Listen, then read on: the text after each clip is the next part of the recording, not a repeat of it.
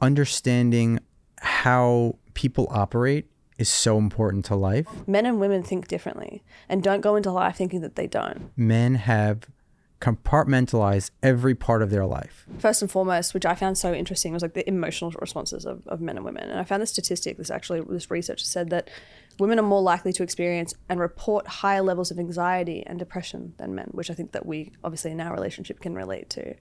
And not only like internal anxiety and depression, but also societal anxiety and depression.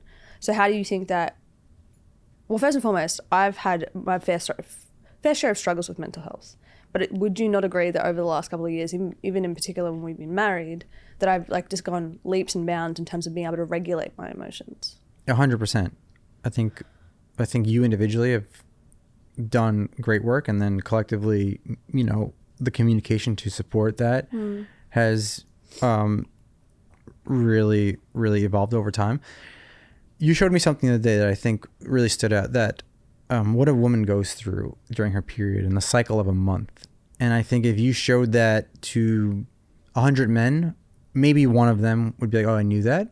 And I think that is something that, whether you're in a relationship or you're trying to understand people of the opposite sex, understanding how people operate is so important to life. On like a hormonal level? On like just in general, but on a hormonal level, I think it's really important, but just in life, right? Like watching that video and seeing how it's not a cliche or it's not taboo where women have different emotions in the month, and like how we're not just crazy. Yeah, and how men should be emotionally intelligent enough to understand how to operate within those different days, as opposed to it, like exactly like you said, cliche and say, oh, you're crazy, you're on your period.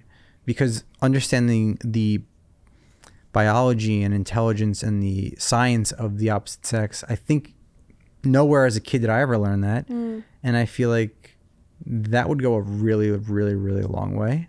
I agree. I couldn't, and I think it's something that perhaps as we walk down the path of, you know, still continuously trying to get pregnant, and then when we one day do have a family, such a pertinent thing for us to be able to teach our children as they get into like their teenage years of like, men and women think differently and don't go into life thinking that they don't. If you think that everybody thinks the same, then you're kind of just a recipe for disaster, and then we can use ourselves as examples for them.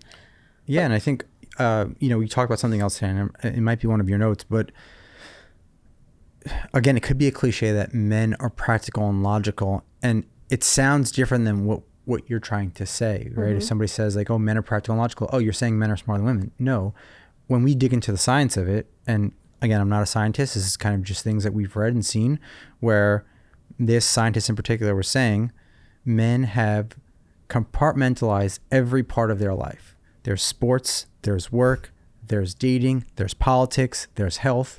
Wild. And we actually, when we're in one thing, and I'm glad you showed me that video, because I even myself thought it was cliche, but I was like, hey, I kind of do operate that way, but is it a cliche?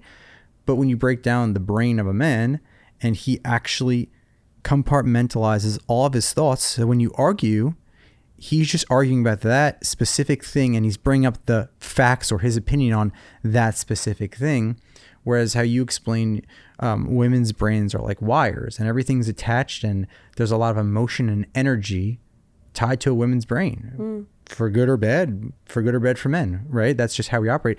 But understanding this is how each other operate, this is how we have to get something resolved, understanding each other's brains.